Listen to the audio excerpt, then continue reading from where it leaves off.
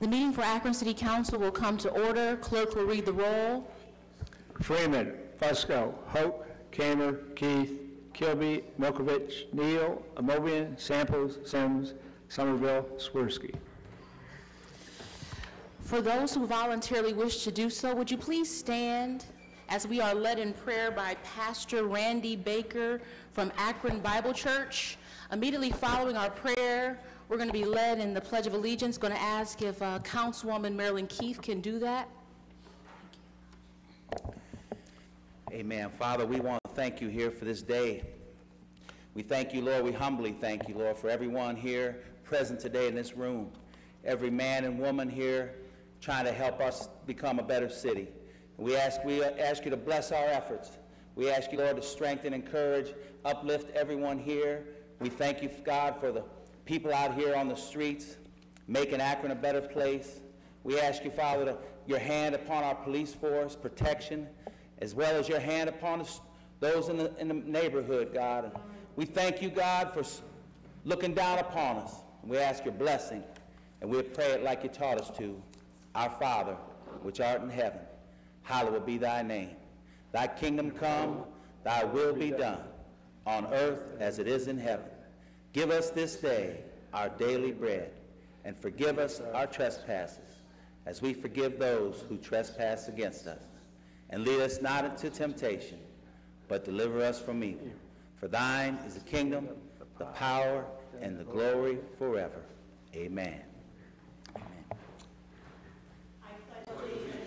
To the flag of the United States of America and to the republic for which it stands, one nation, under God, indivisible, with liberty and justice for all.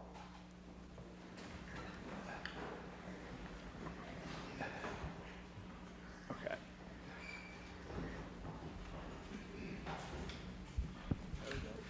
Okay. Where was I? Clerk will read the minutes from our previously held meeting. Council convened in regular session at 7 p.m. with President Somerville in the chair. All members were present. Minutes of the previous regular meeting were approved. Reading of petitions and communications, passage of the consent agenda, report of standing and special committees, passage and referral of new ordinances and resolutions, representation from various departments and divisions, public speaking period, no further business on a motion by Fusco. Council adjourned at 8:05 p.m. to reconvene a regular session on July 30th or special call. Any corrections or additions? Is there a second? All in favor signify by saying aye. Any opposed? The ayes have it. Letters, petitions, and communications. Petition of Stephen and Janice Brown to have property at 590 Diagonal Road placed in an agricultural district. File. Assessment, the Assessment Equalization Board report of the Kenmore Business District and Canton Road Business District off-street parking per resolution number 181, 2018. File. Assessment Equalization Board report of the 2018 street lighting and street cleaning per resolution 182, 2018. File. Notice of transfer of a D2, D2X, D3, D3A liquor permit to Cover's Canal Pub LLC, 660 Carnegie Avenue. Special attention, Councilman Freeman. Income tax receipts through the end of June 2018. File. Executive financial report, second quarter 2018. File. Correspondence from Stephen Downey regarding the moving of the primary election. File. Okay. You have before you the consent agenda. Is there a second? All in favor signify by saying aye. Any opposed? And we have one abstention.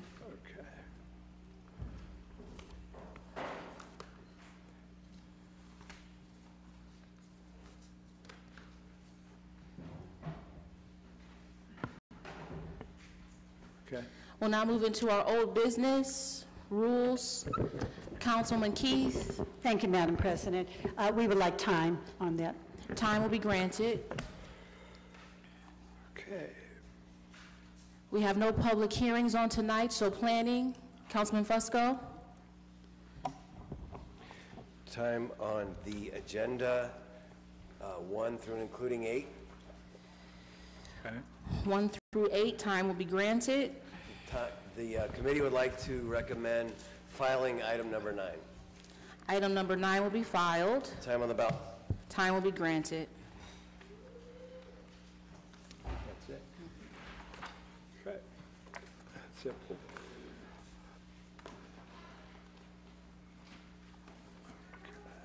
We'll now move into our new legislation, planning.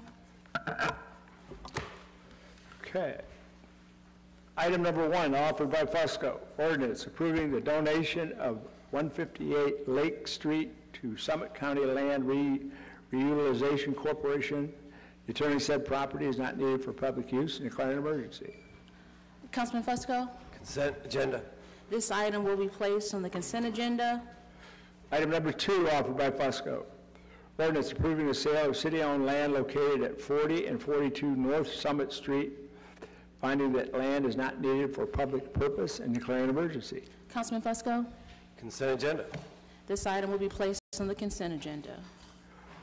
Item number 3, offered by Kamer, ordinance determining to proceed with the levying of special assessments for the improvement of certain streets in the city between certain termini by providing street cleaning services and street lighting, approving the report of the Assessment Equalization Board, and declaring an emergency.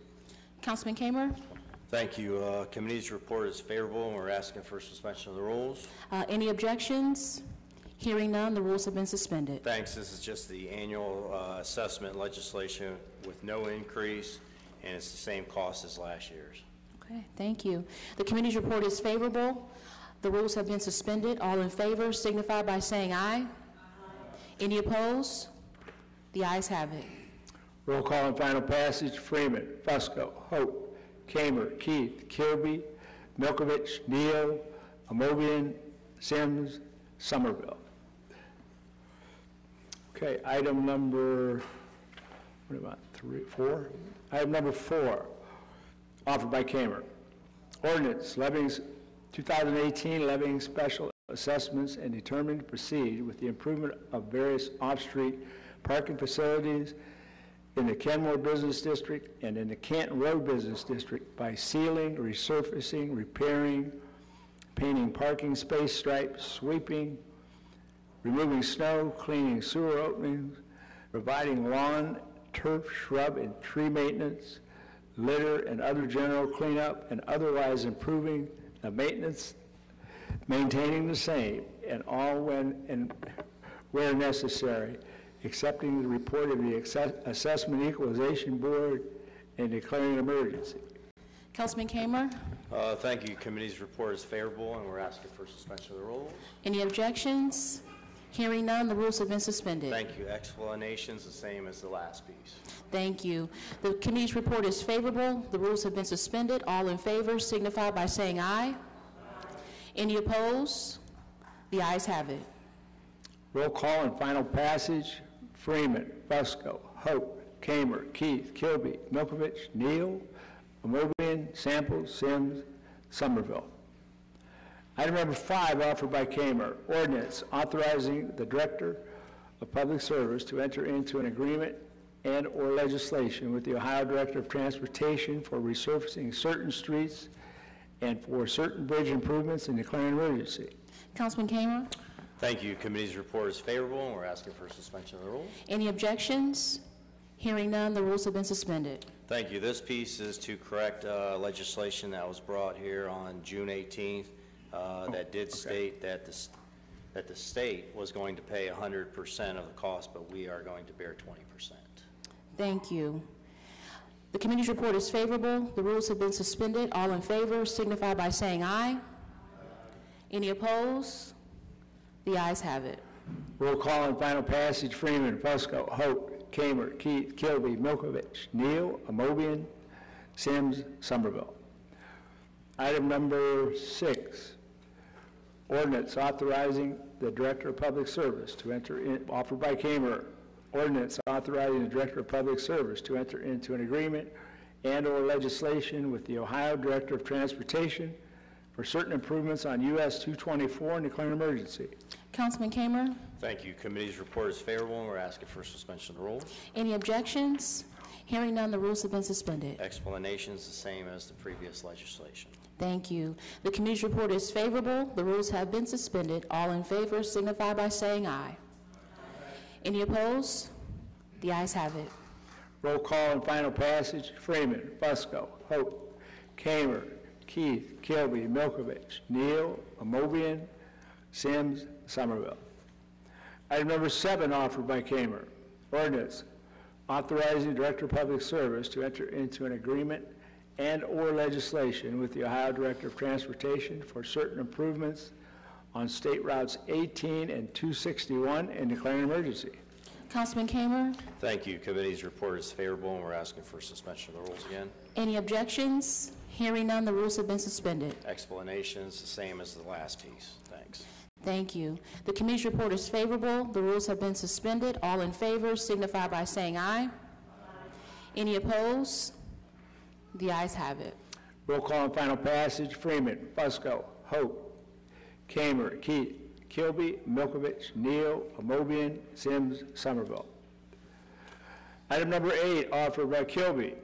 Ordinance authorizing the purchasing agent or her designee without the formality of advertising for bids to enter into contracts with FCX Performance Incorporated for the purchase of 20-inch valve gearbox assemblies for large diameter valves for use in the city's water supply system and declaring an emergency.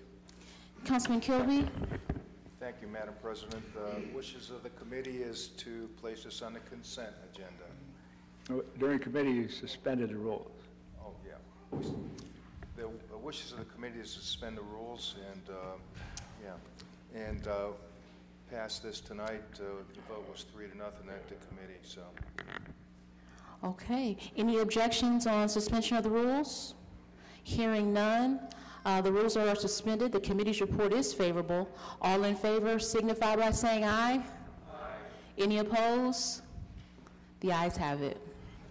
Roll call and final passage. Freeman, Fusco, Hope, Kamer, Keith, Kilby, Milkovich, Neal, Amobian, Sims, Somerville.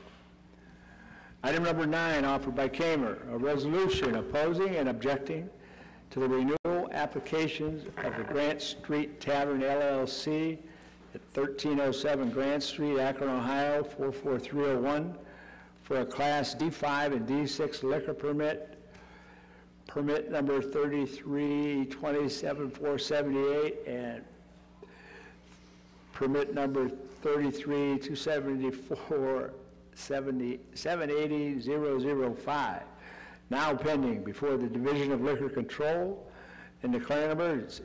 Councilman Kamer. Thank you. Committee's report is favorable, and we're asking for suspension of the rules. Any objections? Hearing none, the rules have been suspended.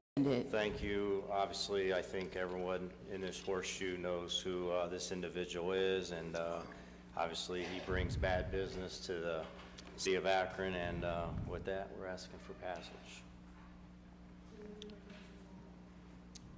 We have a motion for mayor and council as a whole. Is there a second?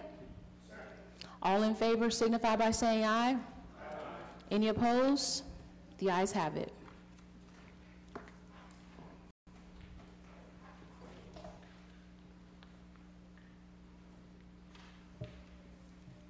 Okay, roll call and final passage. Freeman, Fusco, Hope, Kamer, Keith, Kilby, Milkovich, Neal, Amobian, Sims, Somerville. Item number 10, offered by Samples and Kamer, a resolution opposing and objecting to the renewal application of LG and H Enterprises LLC doing business as Game 7 Bar and Grill, first floor and patio, 627 South Arlington Street, Akron, Ohio, 44306 for a Class D liquor permit pending before the Division of Liquor Control and declaring an emergency. Councilman Kamer. Thank you. Committee's report is favorable, and we're asking for suspension of the rules. Any objections? Hearing none, the rules have been suspended. Basically, same explanation, but obviously I think this location is way worse than the previous one. Obviously, it's been in the news over the last year or so with some shootings and all kinds of legal activity. Thanks. Thank you. Is there a second? Second. All in favor signify by saying aye. Any opposed? The ayes have it. Roll call and final passage. Freeman, Fusco, Hope, Kamer, Keith, Kilby, Milkovich, Neal, Amobian, Sims, Somerville. Okay. Item number 11, offered by Councilwoman Amobian and Samples. Resolution opposing the proposed changes in federal regulations governing Title 10 National Family Planning Program, declaring support for access to all legal family planning services and related counseling, and declaring an emergency. Councilwoman Amobian. I'd just like to recognize that we have two staff persons from Planned Parenthood here this evening, Shirley Smith and Tracy Person. This resolution is basically acknowledging the fact that there's family planning that is being done by the Public Health Service Act. And if you read this, it says that in the Akron area, the Planned Parenthood organization serves approximately 7,700 families. They served them in 2017. And they provided 3,267 pregnancy tests, 2,675 HIV tests, 724 cancer screenings, and 17,065 sexually transmitted infection tests and treatment. You can imagine if individuals who have sexually transmitted diseases who were going around without treatment, what they could have done in this community. Not only that, the Planned Parenthood in Akron is a provider for 9 Ohio counties: Athens, Lucas, Mahoney, Medina, Portage, Richland, Summit, Trumbull, and Wayne counties. It's to acknowledge the fact that Kaiser Family Foundation is supportive of this organization providing these services. And they stated, whereas the Kaiser Family Foundation has stated that efforts to block Planned Parenthood and other family planning providers from receiving Title 10 funds because they provide the full spectrum of legal family planning services and counsel patients about them, could reduce low-income women and teenagers' access to contraceptives. And whereas the American Medical Association's Code of Ethics provides that the physician-patient relationship is based on trust, which gives rise to physicians' ethical responsibility to place patients' welfare above anything else. Forcing a physician to knowingly withhold information from a patient strikes at the heart of this relationship. I can only tell you that one of the things that people tend to focus on is a small portion of the services that are provided through Planned Parenthood, but not through the funds of the federal government, is a small portion that deals with abortions. It's a legal procedure, and it's part of the full spectrum of family planning. So with that, the committee asks for passage as favorable report with suspension of the rules. Okay, thank you. Any objections on suspension of the rules? Councilman Freeman? Just in respect to the sponsors, I've said before that love what Planned Parenthood does, but I believe that they need to get out of the abortion business, and for that reason, I'll be voting no. Thank you. Thank you. Councilman Kamer? Thank you, Madam President. I just want to rise, and I've been doing a lot of research today, and I know this was presented as a resolution under the Health and Social Service Committee, but it would have been nice to have the representatives from Planned Parenthood or other representatives that could educate us a little bit better today during committee. So I just wanted to raise that concern. Okay. Councilwoman Amobian? Thank you, Madam President. If there are questions or if you'd like for them to speak tonight, I'm sure, I know that one lady, Tracy Person, goes around talking about the issue all the time. So if you'd like for her to address us, if the President thinks it's okay, we certainly could have her talk about it if it's okay with the chamber.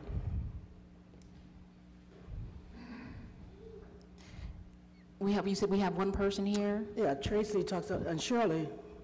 Okay, if we can have one person, I mean, if we can just give them 3 minutes, though. Okay, thank you, Madam President.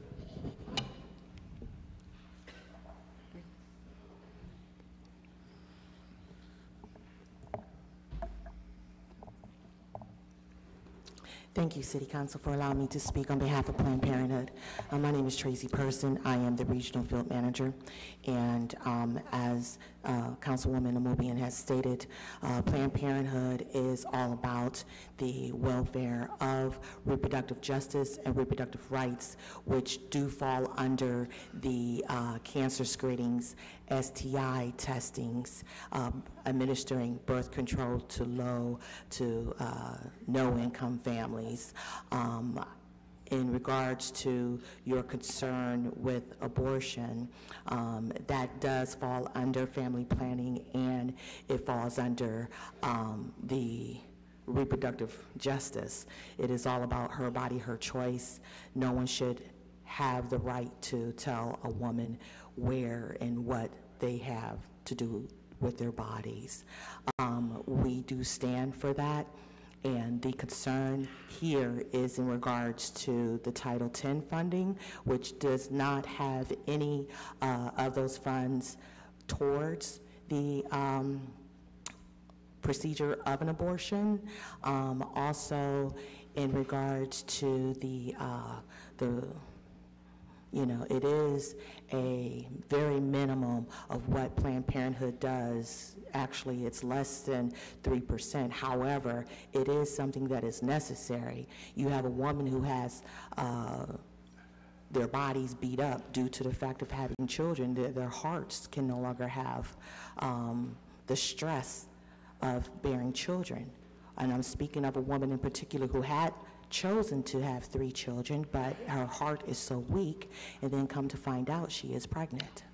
So now she has to make the decision if it's going to risk her life and allow her other 3 children to be motherless, or if she's going to have to terminate that pregnancy so that she can live because her body cannot take it anymore. So that's a choice that she had to make, and it is not for anybody to put judgment on that. But at the same breath, she was able to go to a facility where it was safe and it was a trusted establishment, versus before Roe versus Wade, you had women in certain circumstances where they still had that choice, and unfortunately their lives were put in jeopardy because of the procedure and how it was done. You know, if for some reason this country chooses to eliminate abortion legally, it will not eliminate the procedures. It is something that needs to be done. And at the end of the day, because of Roe versus Wade, since that has been passed, you have more women who are being able to have a safe procedure and not their lives at risk. So I thank you for giving me the time to explain that. Thank you, Tracy. We're going to go back to, if we can maintain order in the chambers, I appreciate it. Thank you so much. If we can go back to, are there any objections on suspension of the rules? Okay, so hearing none, the rules are suspended. The committee's report is favorable. All in favor signify by saying aye. Aye. Any opposed? Okay, roll call. Roll call. Freeman. Fusco. Hoke. Kamer. Keith. Kilby. Milkovich. Neal. Mobian. Sims. Somerville. Aye. Measure passes 9-2. Thank you. We will now go to the portion of our meeting that we refer to as our public comment period. If you wish to speak to this council during this time, we're going to ask that you please approach the podium. Please sign in and state your full name, spell your last name, and give us your address. You will have 3 minutes to speak to this body. Speakers are reminded that this is an official meeting. Remarks should be kept respectful and germane to council business. Speakers should refrain from making any personal attacks. Anyone who breaches decorum will be ruled out of order and may be removed from council chambers. Hello. Okay, I'm a little nervous. Does my 3 minutes start when I say my name? No, we'll give you time to say your name. We'll give you time to introduce Good. I have yourself. 5 kids, so I'm used to being in a hurry, so. Whoop, thank you. My first name is Sarah, last name Avalos, A-V-A-L-O-S. And can I refrain from stating my address for live streaming purposes? Absolutely. Okay, thank you so much. Good evening, Madam President and council members. I came here tonight not knowing what the outcome or if you guys would even be voting on the charter amendment. I believe it's in regards to our elections. And I wanted to first and foremost thank you, Madam President, and Councilman Fusco, along with the mayor and his staff, for circulating a publication that was spreading information and awareness on social media on this matter. I believe it's only fair, when we want to make fair and thoughtful change, it would be best by allowing our citizens, our loyal citizens, to vote on it. I'd like to say that we can only be as intimately involved as you allow us to be. And as a participant of the Akron Citizens Institute, I'm proud to say that I know quite a few people in this room that would love to be involved. And if we do genuinely feel that there are citizens that may be uninformed or misinformed, we can fix that together by spreading the word and engaging our community further, not by eliminating the ballot item as a whole or altogether. I think Councilman Fusco put it well. Shame on us if we do not give this opportunity to our voters. I hope that's what you said. It resonated with me. But my main concern here is, besides the voters or the citizens voting on it, is our military. They deserve a full ballot, whether it be 1 or 50, whether it sway the outcome of an election or not. I think they are entitled as citizens to a full ballot. I was kind of upset to find out we weren't in accordance with the Voters' Rights Act. Is that correct? And I feel like many of you here are associated with a political party that promotes equality and progression, and I don't think that our military not getting a full ballot is very equal to them or fair. Not to mention the money that we'd be saving every primary, which I believe is estimated $82K. Every primary, but I will close because I think I am running close here. Moving our elections would, I feel, increase voter turnout, which would be great. I think it would get more people involved. It's very convenient. And self-governance, we used to live, my husband and I, in Los Angeles County, is not so easily up for grabs nowadays. So I think from a loyal citizen from our great city, I'd appreciate the opportunity we are all entitled to. And I'll close with this. When we're speaking publicly about our great city and the people that occupy it, we would appreciate more positive and accurate portrayal, which is that we are informed and we love to be involved. So thank you so much, council members. Thank you, Mrs. Avalos. My name is Betty Brazil, B-R-A-Z-I-L. Address is 161 Musto Street, Akron, Ohio, 44304. I'm here again concerning the construction on Musto Street. Myself, it has become better in some areas. I appreciate that. I thank you so much for sending people out. But now we're having trouble with our lights going out. Every month or every 2 months, our lights just go out. Now it's really interfering with me, as well as my neighbors, because I had to, at the last minute, call off from work because I couldn't get my car out the garage. I have real important meetings I have to attend. I have to call and cancel them because the lights are out. They be out like 3 to 4 hours. So I was asking Could I talk to someone about that, or the situation, how we can get around it, or if we can, or correct it? And that's my concern for tonight. Thank you. Thank you, Mrs. Russo. After the meeting, if you want to talk with Mr. Little after the meeting, okay?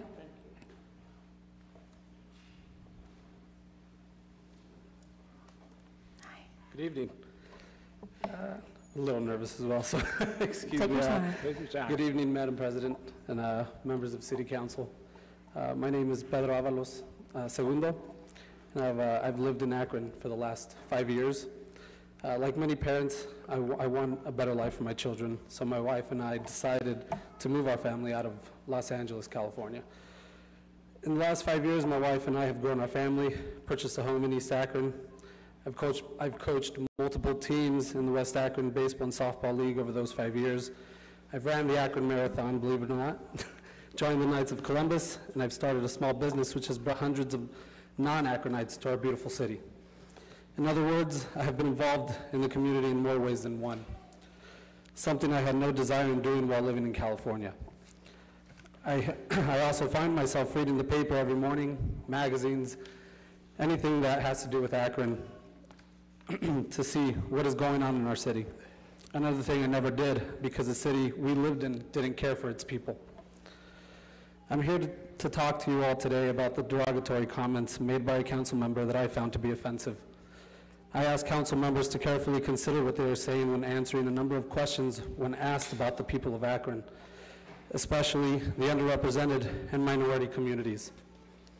The truth is, we are all the same. We all want to equally be involved and have our own voice in our communities. So please don't ever feel you have the right to take that away. Thank you. Thank you, Mr. Avalos.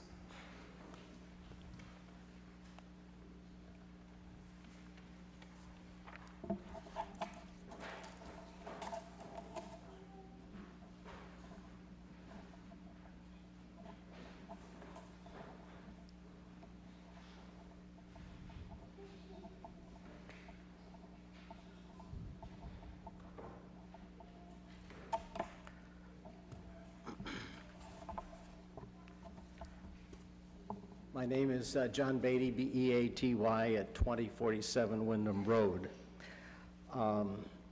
Madam President and members of the City Council, I think our previous speaker may have been at the same meeting that I was, but I do want to thank two of your members, Ward 2 Councilman Bruce Kelby and Ward 1 Councilman Rich Swirsky, for attending the Voices of North Hill report and discussion last Saturday on North Hill at Patterson Park. It's important that our civic leaders be aware of the voices of the residents of the most diverse neighborhood in the city and probably the state of Ohio. One of the amazing findings in the report was that 100% of the African Americans interviewed had experienced tensions based on their ethnicity.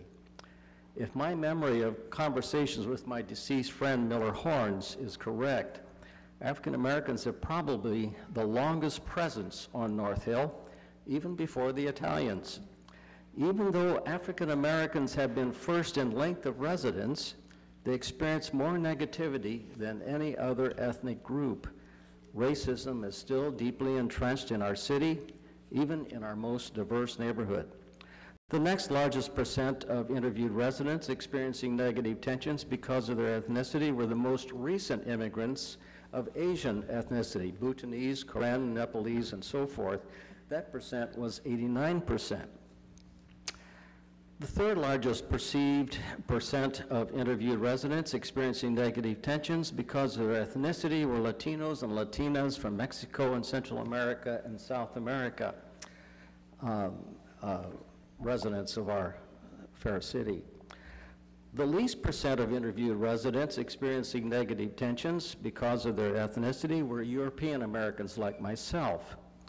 Yet some comments heard from this predominant ethnic group were, with 60% of the neighborhood white, were that some felt they were being pushed out, an indication of the lingering presence of racism in the neighborhood.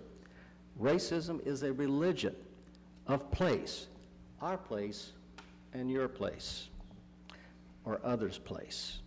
The Akron Public Schools got an A grade for the amazing work they are doing in helping these diverse groups live and study and play together in our public schools on North Hill as they all become Americanized with the ability to speak English.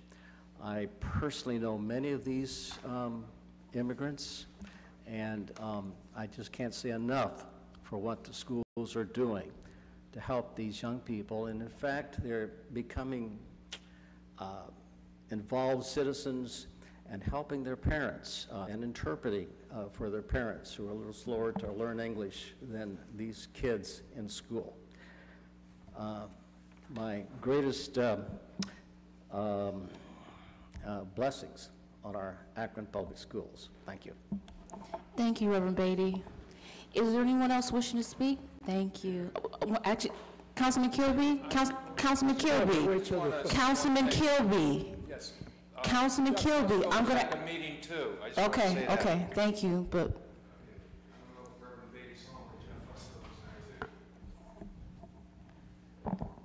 Proceed, Mr. Nolan. Sorry about that. Thank you. That's okay. You guys do what you got to do. My name is Steve Nome, N-O-M-E, address 1928 6th Street, Cuyahoga Falls. I'm back again to voice my opposition to the current city retiree medical insurance plan, which has unjustifiably excluded retiree spouses from the coverage they utilized in the past by raising the cost of the coverage 40 times. Now, I'm aware that the binding arbitration decision regarding the FOP is currently being disputed in court, and I know you can't do anything you can't talk about it, you can't do anything. But as I've been suggesting repeatedly since last November, a compromise should be sought which will reduce the city's financial burden while not pushing the city retirees and their spouses towards severe financial distress or bankruptcy. Now, I suspect that the decision from the court in the arbitration thing may be slow in coming, but a decision will come, and then I think council and the administration will have a chance to develop a fair, equitable, affordable solution to the health insurance problems for current employees as well as retirees. If the city wins, they could do nothing and just sit back. If the city loses, they'll have to do something. But win or lose, I think the city should do something. I think that you look at, when you take an expense of yours and you multiply it by 40 times, that's just unreasonable. I can't think of, and I've said this before, anything you actually pay for now and the cost goes up 40 times, that's unaffordable. And I saw these words from Albert Einstein, and I hope we could utilize them in working through this. We can't solve problems by using the same kind of thinking we used when we created them. This problem has been created, and if the city loses, I hope they don't say, well, we'll have to find another way to get these retirees. No, let's work together. Let's work honestly and sincerely to give retirees insurance they can afford without putting a severe burden on the city. I truly think that's doable, but people have to be willing to do it. That's all I got. Thank you, Mr. Noel.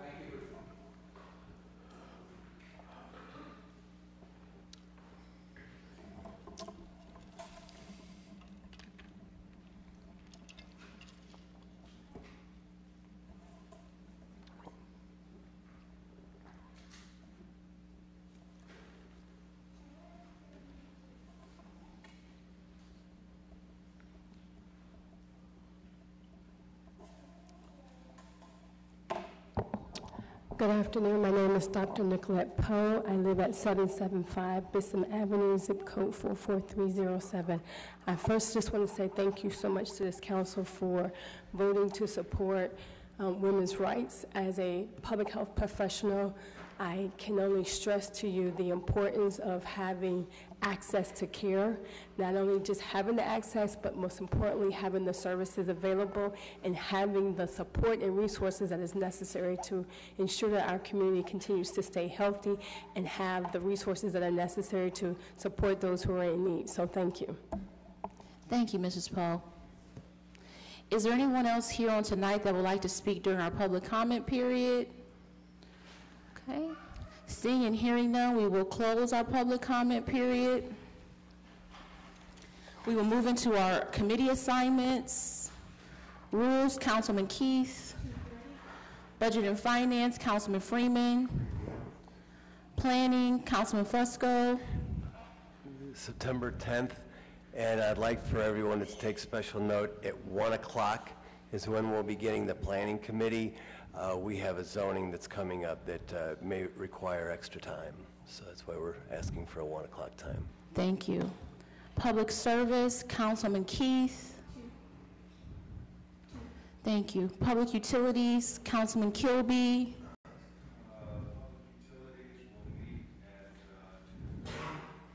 Public Safety, Councilman Kamer. Parks and Rec, Councilman Neal. Housing, Councilman Kilby. Health and Social Services, Councilwoman Amobian. Economic Development, Councilwoman Sims. Green Committee, Councilman Neal. Thank you. At this time, we're going to ask Mr. Hardy to come to the podium. Thank you, Madam President, for allowing me a few minutes to make a few comments on behalf of the administration. A few weeks ago, as you all know, the mayor put forth common sense legislation in concert with other communities across Summit County to accomplish a few simple goals. The first was to comply with current voting laws. The second was to increase voter turnout in Akron's primaries. And thirdly, to save taxpayer money. Since announcing this amendment, the response from the community has been overwhelming. Through every communications channel available to the mayor's office, citizens have told us they want the opportunity to vote on this issue. And frankly, they don't understand why they wouldn't have that opportunity as citizens. Mayor Horgan agrees and believes that Akron voters are fully capable of deciding for themselves when their own primary should be held. 85 other counties in Ohio have May primaries. It is us, those with September primaries, who are the outliers. This amendment has bipartisan support, both Republican and Democrats in Summit County. This is not political. This is about good governance. This is about voters and not the ease of candidates. This will change the landscape for campaigns, and we believe candidates need to do what is best for voters and not the other way around. While we know that the majority of council supports this issue, and we thank each and every one of you personally, it is also our understanding that the remaining council members are unwilling to allow Akron voters to weigh in. Knowing that Akron voters want and deserve the opportunity to decide when their own primary should be held, Mayor Horgan has decided to pull petitions and begin the process of allowing voters themselves to put this issue on the ballot. We welcome any council member who would like to assist in this effort, and we would ask that all of you be on call during the break, as we would expect to call you all for a vote to put this on the ballot once the petitions are certified. Madam President, thank you for the few moments. Thank you so much, Mr. Hardy. If we could just maintain order, thank you so much. I do want to just have a comment based upon what Mr. Hardy said. Just to make it very clear, changing the primary is not and should not be about us as elected officials or candidates, but this issue is all about and should be about the voters of Akron. So I want to thank Mayor Horgan for giving us that reminder on tonight that it is about the voters of Akron. Voters of Akron should decide when they want to go to the polls. Taxpayers should always decide how they want to spend their money. It's about increasing voter turnout, not about getting elected, not about getting reelected. Us as elected officials, we have the obligation, and we should never deny citizens an opportunity to actively participate in decision-making process in their government. So with that being said, I just want to publicly thank my 8 colleagues, including myself, who support this issue and want Akron's residents' voices to be heard. Marilyn Keith, thank you. Jeff Fusco, thank you. Bob Hoke, Richard Swirsky, Mike Freeman, Tara Samples, Donnie Kamer, and myself. Is there anything else coming before council for the good of the order? Marilyn Keith?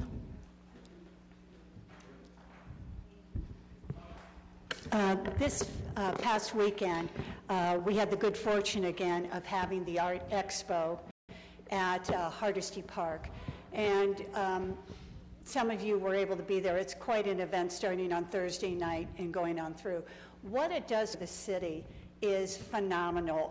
Over 100 juried craftsmen came into our city. They bring their personality, they bring their wares, and they fill up our hotel rooms and our restaurants with food. So I just have to give a huge shout out to Parks and Rec, who always go above and beyond to put this event on. It's not a one-day thing.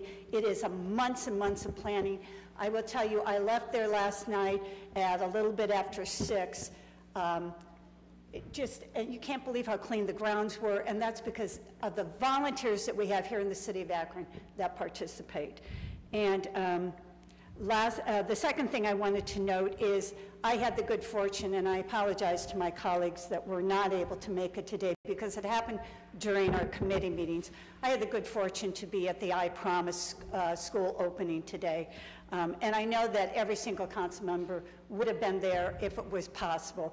I want to thank Councilman Kamer for taking over my committee so that I could be there. Once again, what you saw were our safety forces in full gear, making sure that this took place, and it was done with restraint and with everybody having a good time. You know what? We're lucky. This was not just a good day for Akron, but we continue to have good days here in Akron because of the cooperation and those that volunteer. So a shout out to all those safety forces that were there, and I'm so pleased to say that I retired as a teacher with the Akron Public Schools, and they're doing quite well without me, and maybe even hitting that bar a little bit higher. But thank you, LeBron James, for not forgetting where you came from, and it means a lot to all of us. Thank you. Councilman Neal? Thank you, Madam President. Two things. First, our minutes are official documents of the business that happened here in council and should reflect that. Reading through the minutes, I think it was important that last week it was noted that this council has been trying to get an understanding of the opportunities provided to minority vendors to do business with the city. There was a piece of legislation, item number 14, that had $85,000 set aside for a DBE. If the city did not select a DBE, then we would lose $1 million grant. I think that should be reflected inside the minutes. It's not in our minutes. Because on this floor, council, some of us on council have been asking that the city give us an understanding on the opportunities, as was mentioned, by people to come and speak over during open public comment period, of access to all members of our city to the contract opportunities here. As stated last week, it was odd that we asked and we can't get these numbers. We're told that we didn't keep the numbers, but when the city can lose $1 million grant, we find two disadvantaged businesses. So that should be reflected in the minutes. It's not. These are official documents. When we go back to look at them, it should be reflected in there. The second thing is the comments made about the changing the primary. Let us understand this. The primary is for two special interest groups, the Republican and Democratic parties. The majority of voters in the citizens of Akron are independent. The city finances a primary for two special interest groups. If we are really about saving money, let's have a nonpartisan election. Do away with the primary and let everybody run and be elected in November. The Republicans and the Democrats have the right to want to control their party and their representatives. Because the truth is, some of us that wear the label as Democrat may not be favored by our party. We may not be our party's choice. The party wants to control its brand. There's nothing wrong with that. For those who say it's not about the candidate, that's why those of us who are standing up are standing up. It's so that anyone can have the opportunity to run and represent their community under their party and not have money influence the election. I'm an incumbent. I'd love a very short primary. It works on my behalf. But to make it seem like we're against the citizens, my citizens, I was elected to represent my citizens and to lead. I'm protecting my constituents' best interests. You know, I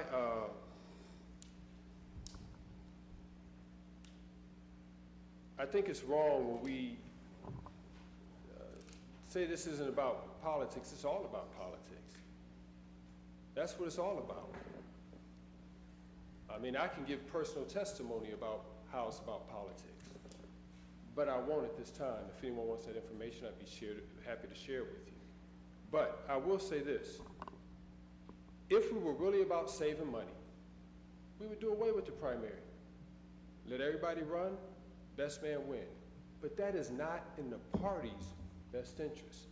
Is it in the citizens' best interest? I think so. Because then you can have all the way until November to vet your candidates, to ask them questions. Would it be in May? You wouldn't have that opportunity. So, you know,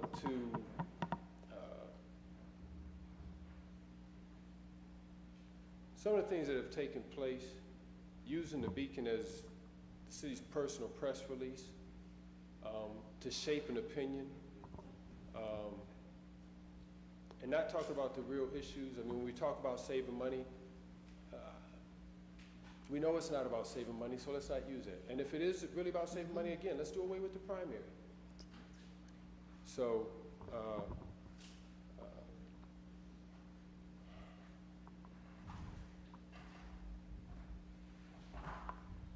this right here and the comments that were made, and just reading some of the articles and knowing that it's almost like spoon-fed is the very reason why, I won't speak for my colleagues who are opposing, but the very reason why I am opposing an early primary. Because we've been talking about institutional bias and institutionalism that exists in this city, that spews out in classism and racism and other isms. This again is a perfect example of using an institution to shape the opinion out there in the public. So, Madam President, again, if our minutes can be corrected to reflect that one part, thank you. Thank you, Councilman Neal. Councilman Fusco? Yes, thank you. First of all, thanks to Mr. Kilby for recognizing is it the Voices of North Hill, the North Hill Listening Project. This is Kent State University, along with partners here in Akron, going out collecting information. And it's true about the teachers, which was, I think we all kind of know that already, how special teachers are, and how they're helping shape and form the youth in North Hill, but all over, obviously all over Akron. But the thing of it is they are taking special interest in North Hill. And it was cited that teachers are the ones out there who are making those positive molding and shaping the young ones. But the other piece that wasn't mentioned was the piece about the police. The police department have gone over and above in terms of North Hill, in terms of being the listeners, if you will, in terms of North Hill and guiding those that Maybe they don't speak the same language. Obviously, they don't speak the same language in most cases, but figuring out how to get answers over and above the policing issues. So I think as a city, that's something we need to look at in terms of being able to communicate better, being able to have healthy exchanges in terms of what goes on here in the city of Akron and welcoming those folks.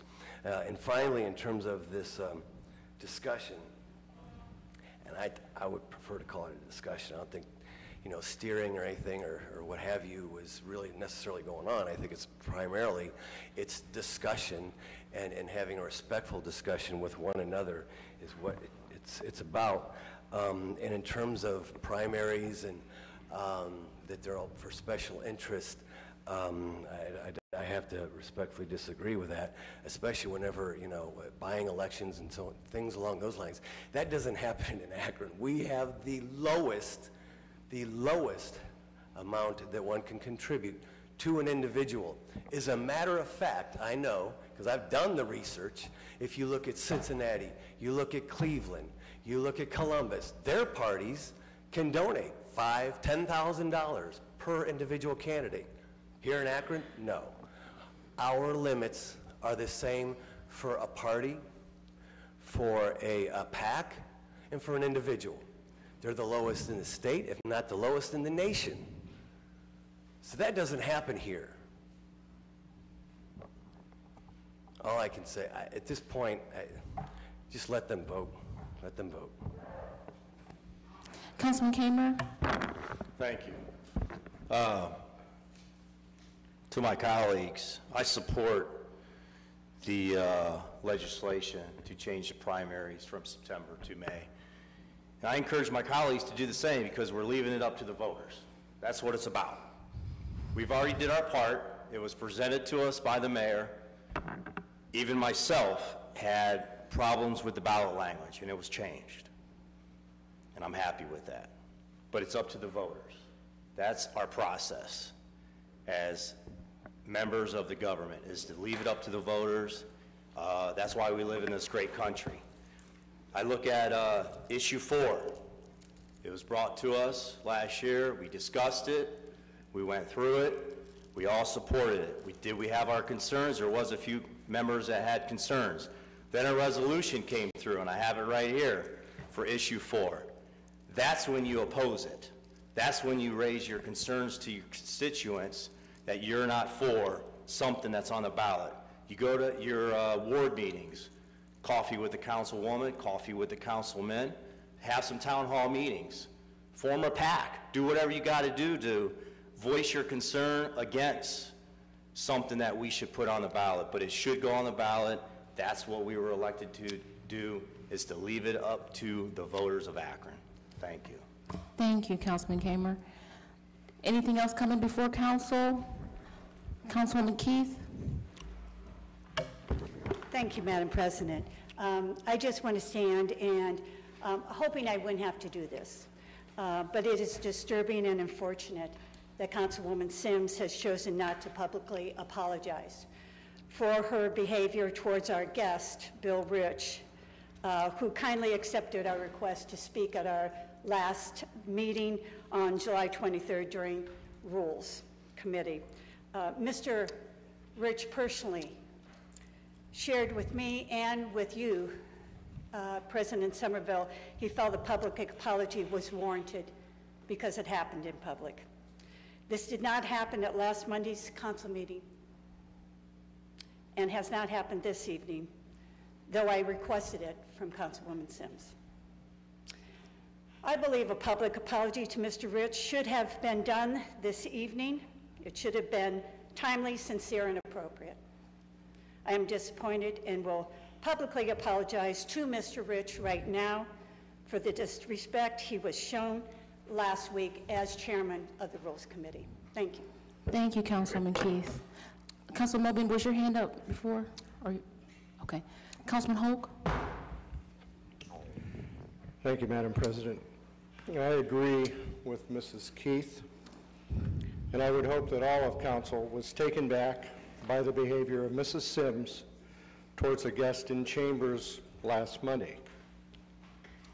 Not only was Dr. Rich disrespected with comments and questions from Mrs. Sims, we were all played by the fact that she had already asked him the questions and had received the answers to the questions she was asking. When Dr. Rich made a statement to the fact, she discounted and disrespected him again and did not acknowledge receipt of answers but continued to demand. I am asking our leadership to look into this behavior just as there was demand last year to publicly admonish only me for comments I made, and others out of order were permitted to be painted victims instead of contributors. This includes the out of order and improper attempt by Mr. Neal to bring in a resolution by not following the rules and being permitted to break the council rules without even a comment. I will expect to see the same punishment to be administered to anyone and everyone in council when necessary. The alternative to not reacting will be to have the Civil Rights Commission involved and looking at improper punishment and enactment of rules through discrimination. Just tonight, and as honest as you were, Mr. Kilby, he stood up and insisted on speaking and didn't pay attention to the president, the gavel, or the order of chambers. And he was out of order. And it is proper for another council person to call another person out of order. And at this point in time, Mr. Kilby was out of order, and last week, Mrs. Sims was out of order. And I think there should be, if there's going to be punishment for one, then it has to be across the board for everyone. And I expect leadership to take action on this. Thank you, Madam President. Thank you, Mr. Hoke. Councilman Kilby? Thank you, Madam President. I think there is a procedure here during the council meeting, a point of personal privilege. I thought it was important to correct that what Reverend Beatty said. He didn't mention that Jeff Fusco was there, and I thought that was important. That's all I wanted to bring up. And I don't think it was a big breach of order. And I do think we do have some rights of personal privilege to do things like that. That's all I want to say. Councilman Mobian? Thank you for recognizing me, Madam President. I really just want to talk about the just extraordinary experience I have had for several weeks now by attending the concerts at the Art Museum. I had the wonderful privilege of living across the street from Bud and Susie Rogers for more than 20 years. They have donated a plaza at the Art Museum. And every Thursday night since the last Thursday, I think in June, I have been to at least 3 of the concerts. It has just been a wonderful experience of people coming from out around the city, outside of the city, and the performers have just been extraordinary. And we have been blessed with good weather as well. It is just amazing to be there. And I know there's another concert coming up this Thursday I won't be able to attend. If I am, I'm going to go. But you go there, the plaza has beautiful flowers, and people bring their own chairs, and they put chairs out, and the performers have all been just absolutely wonderful. They play jazz, Latin music, and you name it. It is just, and you're there enjoying it, and you say, is this Akron? You feel like you're in a big city. So I have just thoroughly enjoyed that, and I thank the Art Museum for that. The second comment I want to make has to do with the primary.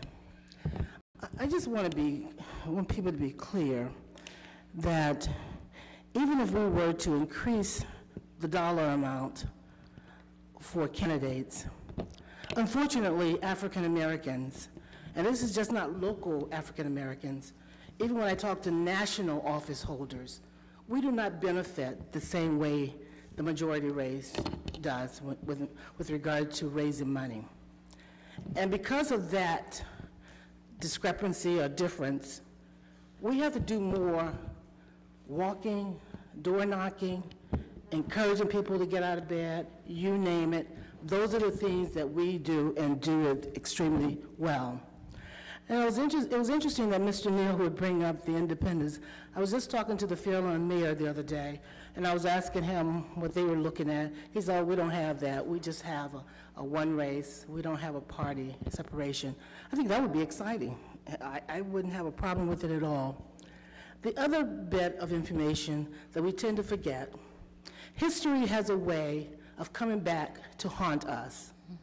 You know, more than 5 years ago, or whenever we decided to run at the same time, the previous administrator decided to pull a number out of the sky, because to this day, no one has ever told us how he arrived at more than $200,000 we were going to save, and I've not seen any record of how we saved $200,000 to run at the same time. I thought it was not about good governance then. Today, I don't think it's about good governance. It's about, he did not want anybody from a safe seat to run against him. And he changed the order of terms and everything. Had those of us who had just run for re-election to run again within 2 years. History has a way of coming back to bite us. And that was not, as I said, about good governance. And it's pretty unfortunate when this comes back to us, we have to then look at it from a different perspective. Is this about good governance? Is this about running somebody against us? Is this about politics? And it is about politics. I thoroughly agree with the councilman. Let's run as no party affiliation. Let's just all run in November. I think that would be a better outcome. But not only that, this has never been about me. Because like Mr. Neal said, you know, if I don't have enough name recognition, if I haven't done enough for my community after 26 years of being in public service, and they vote me out of office, I will find other things to do because there's so much work to be done in this community. This is about trying to preserve this kind of race for those to come after us. And those individuals, this is the most diverse this council has ever been. We need to have this kind of council available to the citizens of Akron that reflects the city of Akron. And we just don't raise the kind of money that the majority raises. It's just a given. We just do more hard work. We don't have money to send out mailers. Now, if somebody wants to give us all a large donation and do things that will help people, that's fine and good.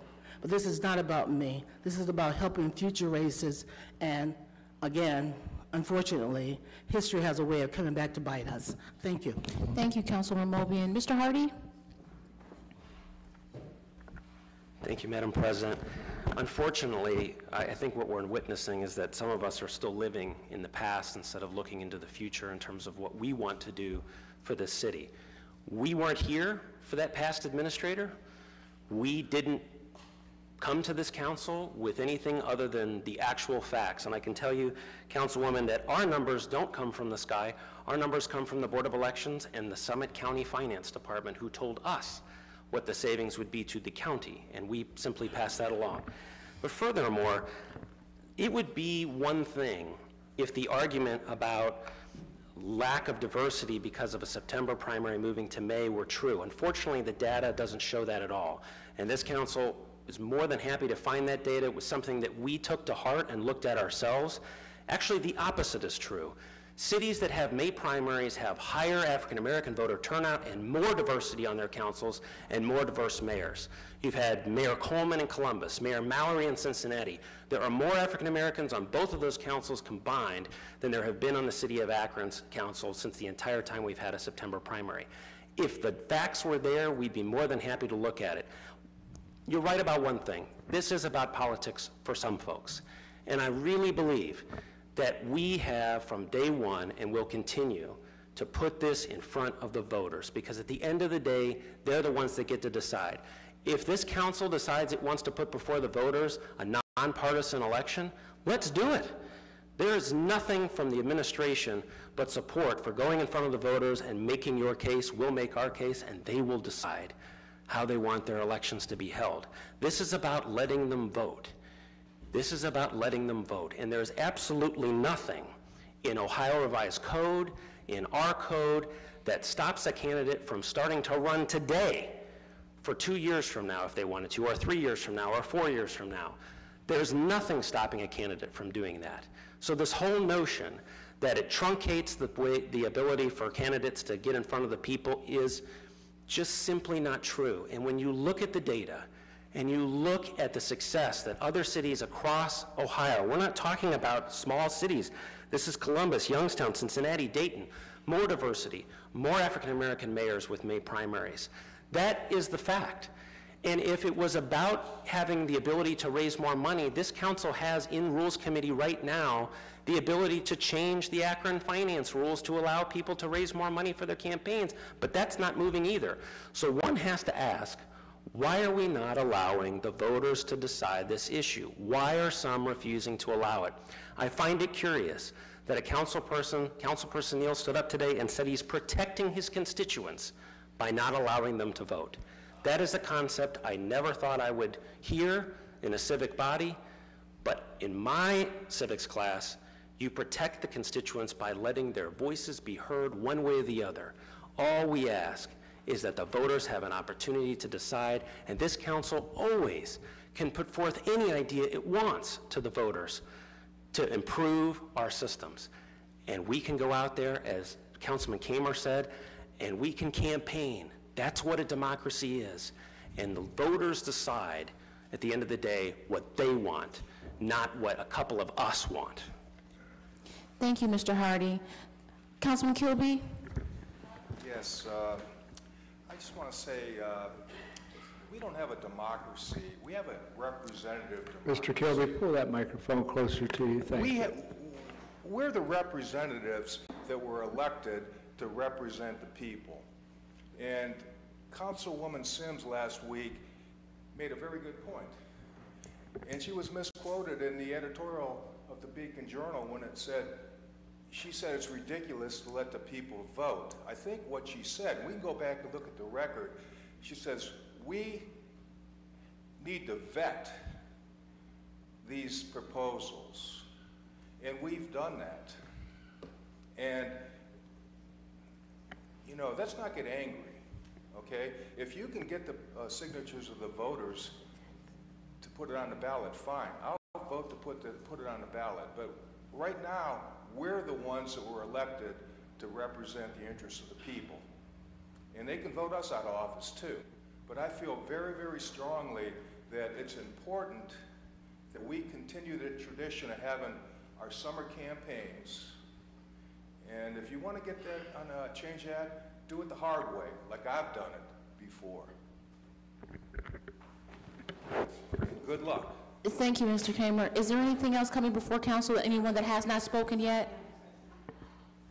Mr. Hardy? Again, I don't think our founders, whether this country or this city, ever envisioned an opportunity where representative government meant that voters do not get a vote. I just don't think that was anything in this. I think I have the floor right now. And I'd be happy to, for the record, this is verbatim from Councilwoman Sims on the floor, quote, "This whole idea that we just give it to the folks, comma, the community, comma, to vote on it is a ridiculous notion." And let me tell you, that has gotten more fervor from our office than really any other comment that has been made, and I think for good reason. At the end of the day, we can agree to disagree on the merits of an issue, but I think it is absolutely an abdication of our duty. I think it's an abdication of our duty as representative or appointed officials to not let the people decide at the end of the day what kind of government they want to have. And for us to hold it back from them because we have personal issues with it. To Councilman Kamer's point, go out and campaign. And the mayor has said this from day one. We'll do town halls. He'll invite whoever's in opposition. He can speak. We can have community meetings about it and educate the community. But to not give them an opportunity to vote and to say it's a ridiculous notion to even let them do it, I don't think that's representative government. I think that's government gone awry. Councilman Mobian? Thank you again for recognizing me. I think when we give comments to the full body, not to one person. But let me just state this. this administration, at least the leader of the administration, may be different, but many of the folks in the administration were here when we voted to change the terms of office. Even the Beacon Journal has put in the paper that we should go back to staggered terms. However, when this issue was being debated, there was no commentary saying that it didn't make sense, that it wasn't about good governance. We just went along with it. It was, silence is granting permission. The other issue is the typical voter, as well-intended as they are, and I have no problem saying this, they will tell you they look to us to give them information about how to vote and to understand the issues that are put before them.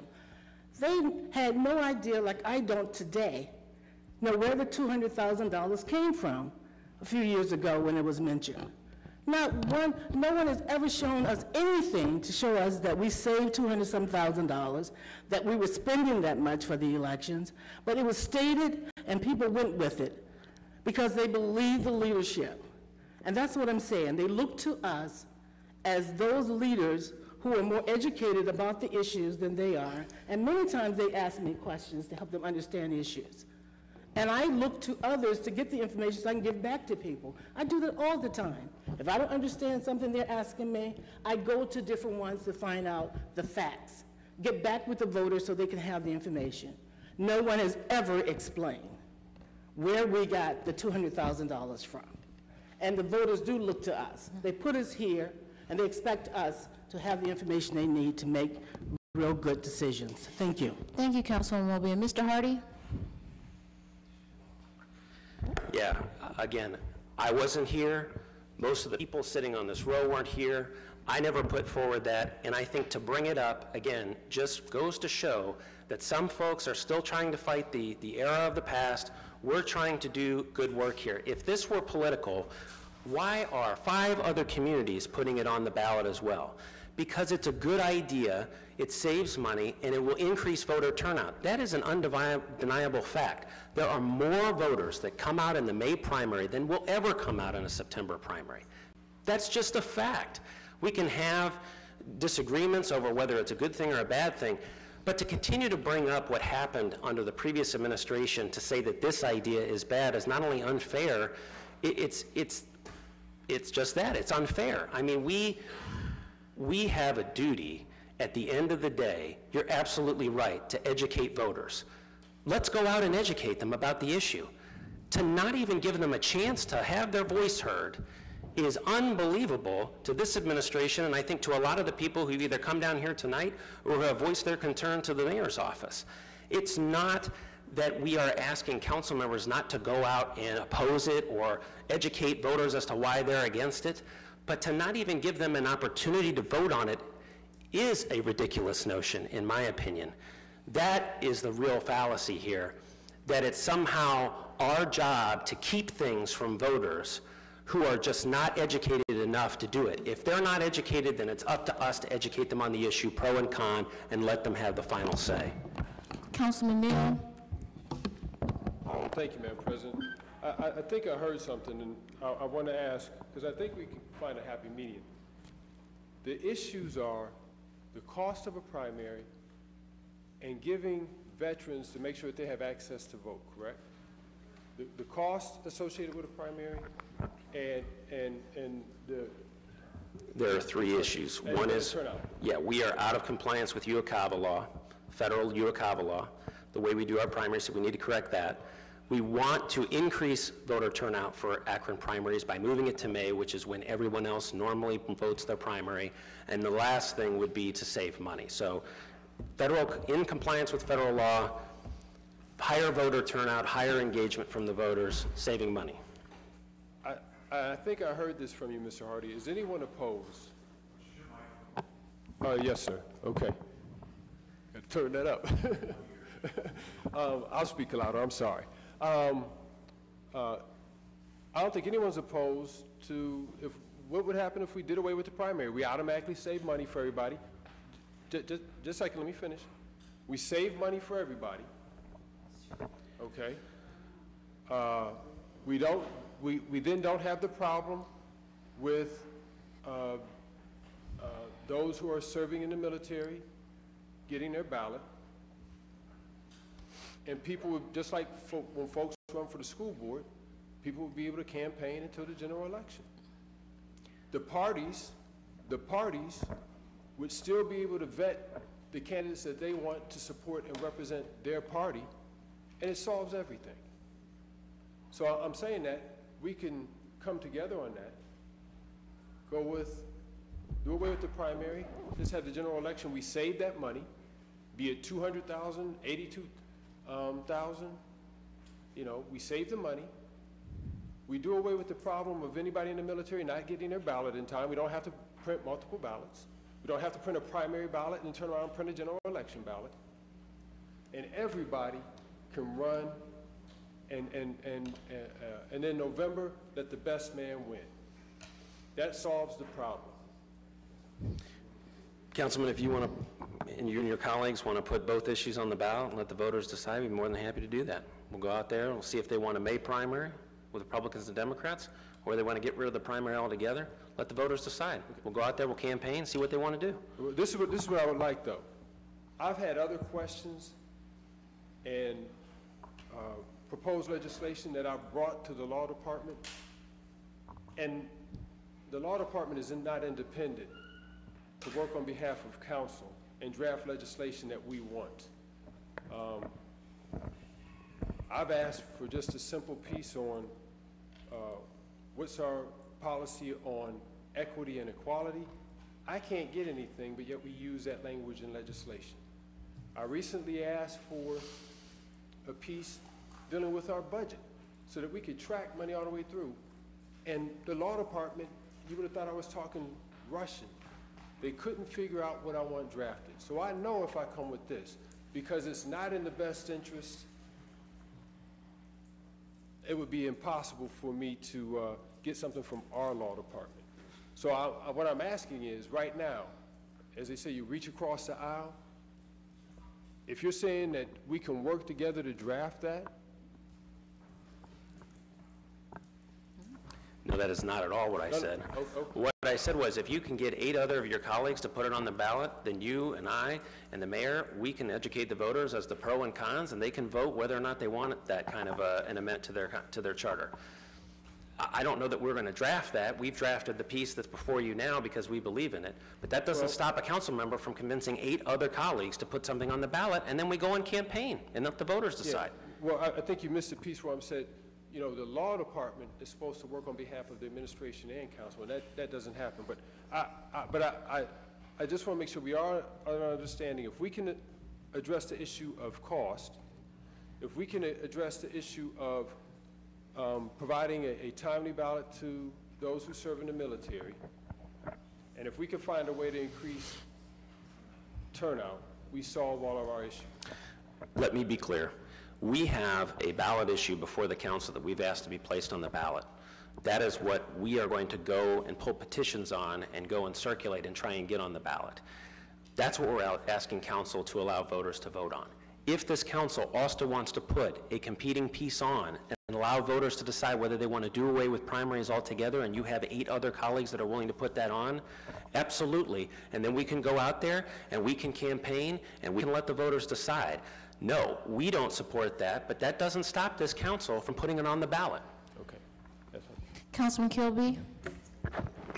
Thank you, Madam President. I just want to correct Deputy Mayor Hardy when he said we're out of compliance with federal law or in violation of federal law, I think he said. I was here last week at the Rules Committee, and I heard the constitutional lawyer, Dr. Rich, say, no, we're not in violation of federal law. The federal law only applies to federal elections. Our primaries are not federal elections. So I don't want you to mislead the people, James, by saying that, because it's not true. Councilman Fusco. Okay, a couple things real quick. First of all, it's not federal law. State law. It's state law. It's state law. I'm just making a statement that it's state law is what we operate within, is state law. However, though, it's probably outside of federal, but we operate within state because the state code dictates that piece of it.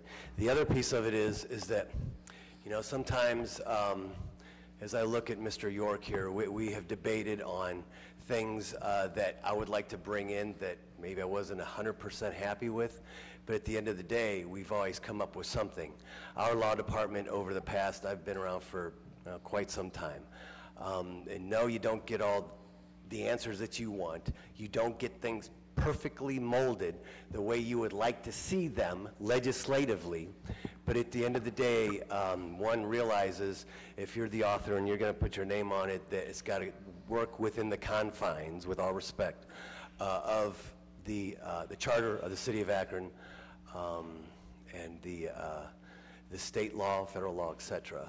But it is at the end of the day, and I don't think it's at all productive here to stand up and criticize our law department, because they're good people and they do a great job for us as well as the citizens of Akron. Councilman Kamer. Thank you. I really didn't want to stand up again, but this cracks me up. Been down here 7 years, and I see some of my colleagues, and I'll tell you, my mind's like a sponge. And I remember what people say back in 2012, 13, 14, and on. And I'm just amazed by we are holding up this piece of legislation to allow the voters to go out and vote. It's amazing. And then, like I said, I'm a hard worker, and I think everybody knows that in here. If you really want to oppose it, go to door, have that anti-campaign, go to social media. I mean, don't hate me for giving them ideals here, but I mean, do your town hall meetings, but leave it up to the voters. Let them vote. I mean, that's why I live in this country. That's why we live in a great country, because of this process. I'm just amazed, and I got to watch what I say, but I'm disappointed in some of my colleagues, because I've been down here since 2012, and I heard the opposite back then. Thank you. Councilman Milkovich. Thank you, Madam President. The issue I have with this legislation is that it's retroactive. Absolutely. It takes an effect. So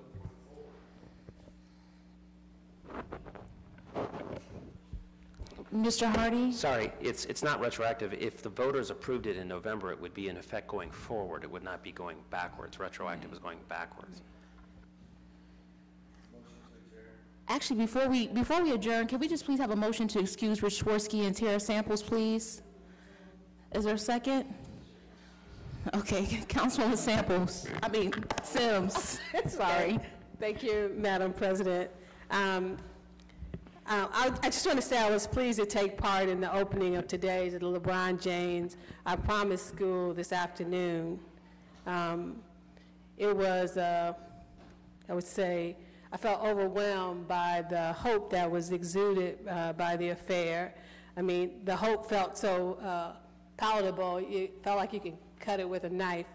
Not just because I heard Mr. James, that's Mr. LeBron James, share his vision from his heart, but to also see the partners, all the partners that had stepped up to the plate to ensure his vision for an awesome educational experience for our children, to see that come to pass. And with that thought in mind, I found that ceremony today quite befitting, that today I wanted to offer some gratitude for some other students in our city from the class of 2018. The intent for myself, along with my other fellow council member at large, Omobian and Fusco, was to host a reception to issue accommodations to all of our city's valedictorians and salutatorians, but unfortunately the time eluded us. However, we did formulate accommodations for each of them. And for the largest portion, Akron Public Schools, the district is partnering with us to ensure that each of these students receive these accommodations. We often salute our sports teams for their marvelous success, and rightfully so. because it takes a special kind of commitment and hard work and tenacity to arrive at the level of success that many of these athletes do. But we thought it equally important to acknowledge the educational excellence of our city's scholars, as well as to remind them as they go away on the next phase of their journey that we are rooting for them and that we want them to return home to help us grow as a city, not only in numbers, but also in the way that makes our city so very great. I won't take the time to read all of the names because they were quite a few, and some still are coming in. But I did want to acknowledge that we had well over 80 students that actually fit that bill. And so in our city, that rose to that level of educational and academic excellence. So I would ask, Madam President, I have a list, and I believe my colleague, Mr. Fusco, has a list also, that those names be added to our official records. And we say thank you, and again, congratulations to all our valedictorians and salutatorians, because there's a lot of things that could get in the way of a student's educational success just in the things that we know that happen in our city, particularly for our young people. And so again, I thought it quite befitting that we salute them and encourage them and let them know that we're rooting for them. Thank you, Madam President. Thank you so much. Before we adjourn, also just a reminder, particularly those in the audience, this is our last meeting. We will be going on recess, so we will come back into session September 10th. So I think we had a motion for adjournment. All in favor signify by saying aye. Aye. The ayes have it.